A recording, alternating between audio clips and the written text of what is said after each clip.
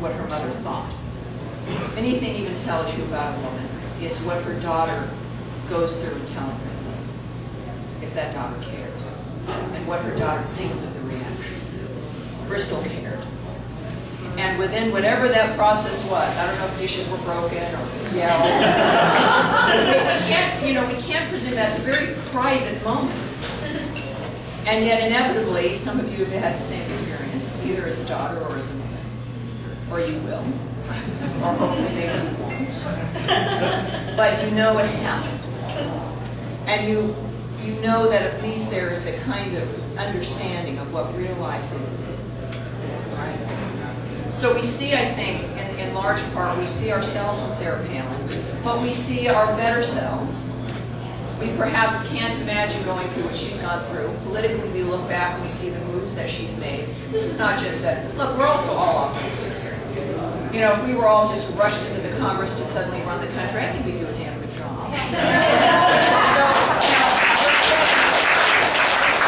I think we're quite valuable ourselves in this process. Reagan, and this is something also that she reflects, but again, there's many different elements to someone like Palin, but Reagan did not ask us to follow him. He lifted us up. We weren't behind him as he led away. He had us stand on his shoulders. Palin is in the same frame. So we're looking at someone like this, and I think what's exciting is that it's a reminder of who we are. It's a reminder of what we've become after the generations of our own families that have fought in wars, families who will always have an empty chair at the table because of a lost loved one in combat. Because of the 3,000 families that will never be the same after September 11th. Those who have died since then in horrific terrorist attacks. As we look to now and have in a certain kind of hope for change, and the hopey changiness of today's life, that in fact it's turned into a beating down of American exceptionalism, a rejection of that, as though in fact, and what the left brings, which is a belief that we are the problem, that sick a level of narcissism to believe that we're the ones who have brought these things to us. And it is a sick way of looking at things. And then there's the medium way of looking at things. It's the, forgive me for, how many of you are actual Republicans, if I may ask? Okay. I would expect most of the answer. How many Democrats? No Democrats. No one will admit it. How many of you identify as independent? Yeah, the Republican independent. You know, the letters don't matter so much, but the middle way has been, in my humble opinion, and I've supported very aggressively, and disappointed me for the last 2 years of his term, is George W. Bush. The George W. Bush, Jeb Bush, Newt Gingrich, John Boehner, kind of middle way. You know, it's like having a saltine when you might want to have a Ritz. I prefer graham crackers, so you know, the chocolate and the marshmallow.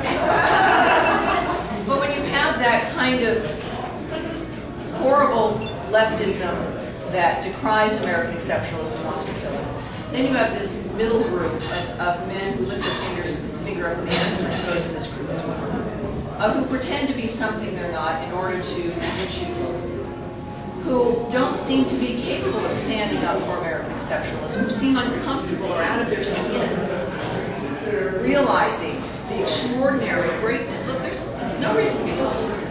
We're the best country on earth. We've earned this. Yeah? It's important to recognize this. It's not about arrogance. It's about a fact of the damn matter. All right? So when you can, without worrying about the nature of who you don't want to offend or do, or whether or not America's great and what we stand for, there are simple facts involved. And the Republican establishment tends to not recognize those facts themselves, and they haven't. And when Jeb Bush, in the name of that McCain-Bush framework of the Republican establishment, says, at this event last year where all of the Republicans were coming together to have this new vision, of course, where Sarah Palin was not invited, the boys sat around and Jeb Bush said on tape, yeah, we've got to get over this Reagan thing. He's gone. We got to move on from it. Oh, they'd love you to move on from Reagan, because with Reagan, we remember standards. We have expectations. We know what Reagan did for the military after Carter, and we know what a President Palin will do for the military after Barack Obama.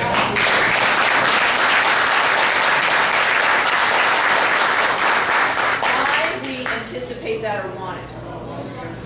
It's because it's a combination of recognizing the sacrifice that our families have made up until now. Those of you who are the children of those who've immigrated since World War II. Those of you who've come from our previously defeated enemies, who realize, thank goodness, we used to be an enemy of the United States because of what we do for our previous enemies who we then embrace as our partners. We applaud that because it's about our military, which represents literally the middle part of America. I call that the brain between the two ears on either side. Not about flyover. That we know that our military and what we do around the world is a reflection of who we are, which is really a great, humble people who don't need 72 virgins to die. We don't need your loved ones and those of you who's served in this room, by the way, who's in our military, our veterans in our service.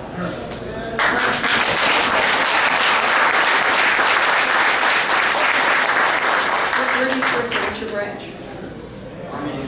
Army infantry.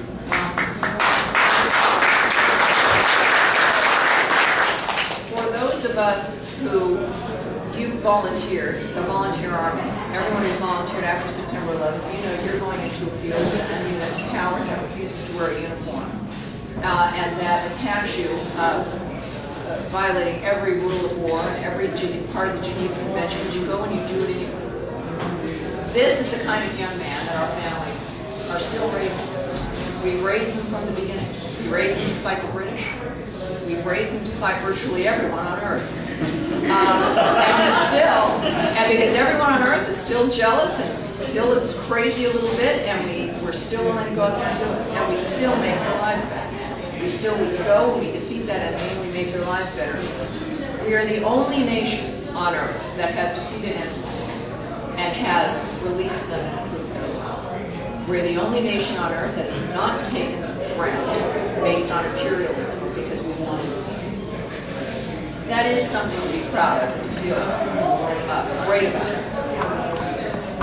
We want someone clearly for presidency, and I think why Palin appeals to us, and this is what's interesting as well, is that for a woman to have this, to make us feel patriotic or to have a sense of a love of country,